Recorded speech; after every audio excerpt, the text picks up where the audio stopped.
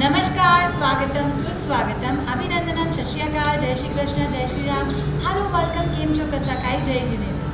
I am Komal Chandarana, your host and host, welcome you all on the behalf of Jamnagar PGVCL Circle Office. અત્રે અમે લોકો પ્રસ્તુત કરવા જઈ રહ્યા છીએ જનજાગૃતિ માટેનું એક સ્માર્ટ મીટરનું શેરી નાટક, જેનો કન્સેપ્ટ, રાઇટિંગ અને ડાયરેક્શન કરવામાં આવ્યું છે એકમાત્ર અમારા સુપ્રિન્ટેન્ડન્ટ એન્જિનિયર એવા શ્રી એચ.ડી. વ્યાસ સર દ્વારા. Sir please.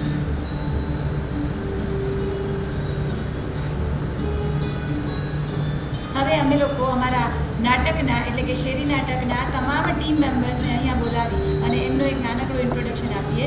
શરૂ કરીએ અમારા લાઇનમેન શ્રી જયેશ ચૌહાણભાઈ, ત્યારબાદ મીટર ટેસ્ટર શ્રી સંદીપભાઈ સોલંકી, ત્યારબાદ જુનિયર આસિસ્ટન્ટ શ્રી હિતેશભાઈ રાઠોડ, ત્યારબાદ સિનિયર આસિસ્ટન્ટ શ્રી વર્ષાબેન ગઢિયા, ત્યારબાદ જુનિયર આસિસ્ટન્ટ શ્રી રાજેન્દ્રસિંહ જાડેજા, ત્યારબાદ જુનિયર આસિસ્ટન્ટ શ્રી નૈમિષભાઈ માધવાચાર્ય, ત્યારબાદ સર્વેયર શ્રી સંજયભાઈ જાની, ત્યારબાદ ઇલેક્ટ્રિકલ આસિસ્ટન્ટ શ્રી ગૌતમભાઈ મહેતા. તો આ છે અમારા શેરી નાટક જે જનજાગૃતિ સ્માર્ટ મીટર માટે કરવામાં આવી રહી છે એની તમામ ટીમ. Thank you.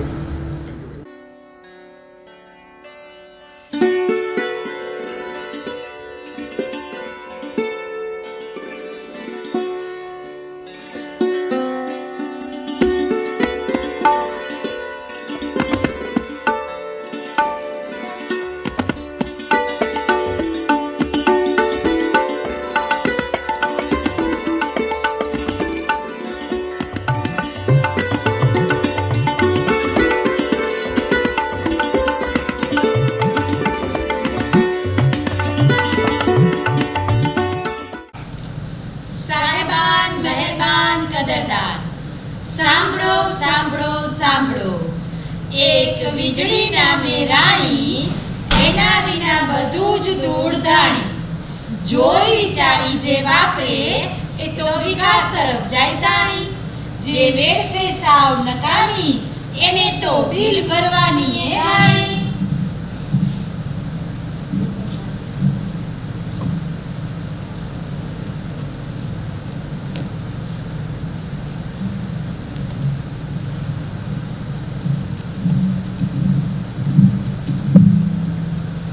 અરે ઓ મંજુ માસી, આ વીજળીવાળા તમારા ઘરે સ્માર્ટ મીટર લગાવી ગયા? અરે હા, હમણાં થોડા દિવસ પહેલા જ લગાડી ગયા છે. તો તમારે રોજનું કેટલું લાઇટ બિલ આવતું હશે. અને એમાંય મેં તો સાંભળ્યું છે કે પહેલા પૈસા ના ભરો ને તો વીજળી જ કપાઈ જાય. ઓહો હો હો હો, જો પૈસા બાકી હોય અને રાતના વીજળી કપાઈ જાય તો સવારે આપણા કામનું શું થાય? ફ્રીજમાં રાખેલું દૂધ બગડી જાય, પાણીની મોટર ના ચાલે, અને મારો પિન્ટુ તો ટીવી ચાલુ ના થાય ને તો નાસ્તોય નથી કરતો. અરે એવું ના થાય. કેમ એવું ના થાય? આ સ્માર્ટ મીટરની લાઈન તો ગમે ત્યારે બંધ ના થઈ જાય. ના ના, અમે બધું વાંચી સમજીને જોયું. સ્માર્ટ મીટરમાં કાંઈ એમનેમ જ લાઈટ કપાતી નથી. અને તમારા પૈસા બાકી હોય એટલે આવી કશી ચિંતા કરવાની જરૂર નથી. અને હા, બીજું, તમારા જૂના મીટરના વપરાયેલા વીજળીના બિલના પૈસા પણ તમારા નવા મીટરના બિલ સાથે ભરવાના. એટલે કે બિલ આવ્યાના 10 દિવસમાં બિલના પૈસા ભરી દો એટલે શાંતિ જ શાંતિ. એટલે કે રાબેતા મુજબ જ બિલ ભરવાનું રહેશે. તો પછી ચિંતા છે નહીં. તો આ મીટરનું રીડિંગ અરે એ જ તો ખૂબી છે ને સ્માર્ટ મીટર. એ બધું તો ઓટોમેટિક થશે. અને તને તો ખબર જ છે કે આજકાલ બધી જ કામગીરીઓ કોમ્પ્યુટરના સોફ્ટવેરથી થાય છે. હા એ વાત સાચી હો. હવે ક્યાં આપણે કોઈને ચેક લખવા પડે છે કે ક્યાં બેંક બેલેન્સ ચેક કરવા બેંકમાં જવું પડે છે. એ બધું તો ઠીક. હવે તો ગેસની બોટલનું બુકિંગ પણ સોફ્ટવેર કે એપ્લિકેશન દ્વારા મોબાઈલ કે કમ્પ્યુટરથી જ થઈ જાય છે. બસ તો એ જ રીતે આ સ્માર્ટ મીટર પણ સોફ્ટવેરની મદદથી દર મહિનાનું રીડિંગ ઓટોમેટિક લઈ લેશે અને નિયમ મુજબ બિલ બનાવશે, જે સીધું જ તમે તમારા મોબાઈલમાં જોઈ શકશો. આપણે ઓલું યુટ્યુબના શોર્ટ્સ અને ઇન્સ્ટાગ્રામની રીલ્સ જોઈ અને મજા માણીએ છીએ એ જ રીતે આપણે હવે આપણા મીટરનું બિલ પણ ડાયરેક્ટ સ્માર્ટફોનમાં જોઈ શકીશું એમ. હા, સ્માર્ટફોનમાં જોઈ પણ શકીશું અને ભરી પણ શકીશું. હવે બિલ ભરવા માટે આપણે પીજીવીસીએલની બારીએ જવું પણ નહીં પડે અને લાઈનમાં ઊભું પણ નહીં રહેવું પડે. અરે વાહ, તો આવા જવાના રિક્ષા ભાડા અને ત્યાં જઈને લાંબી લાઈનમાં ઊભા રહેવાની ઝંઝટથી કાયમીની મુક્તિ ને. પણ મને એ કહો કે જો કોઈ ત્યાં જઈ અને બિલ બારીએ રોકડા રૂપિયા ભરવા હોય તો પીજીવીસીએલની ઓફિસ અને બિલની બારીઓ તો રાબેતા મુજબ ખુલ્લી રહેવાની અને ત્યાં કર્મચારીઓ પણ હશે. ફક્ત તમારા ઘરે દર મહિને કે 2 મહિને જે મીટર રીડર બિલ બનાવવા માટે આવતો હતો ને એને નહીં આવવું પડે.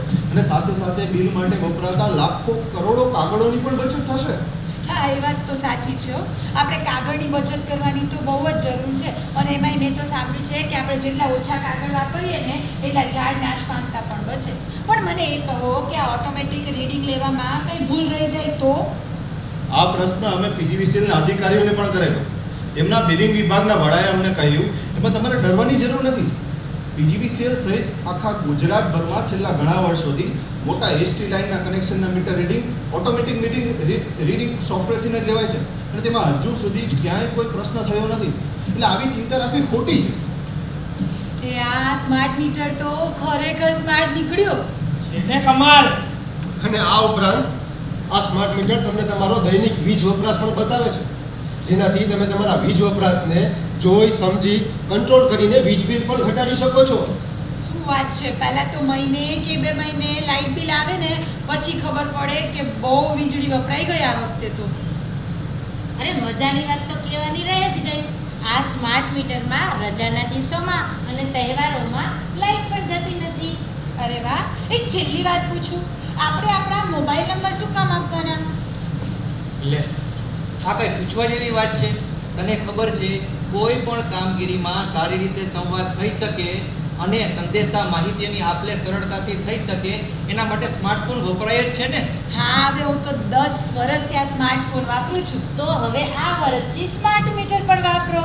તો ચાલો આપણે બધા ખોટી અફવાઓથી દૂર રહી આપણા ઘરે પણ સ્માર્ટ મીટર લગાવીએ. ખરું ને? એ હા. છે ને કમાલ.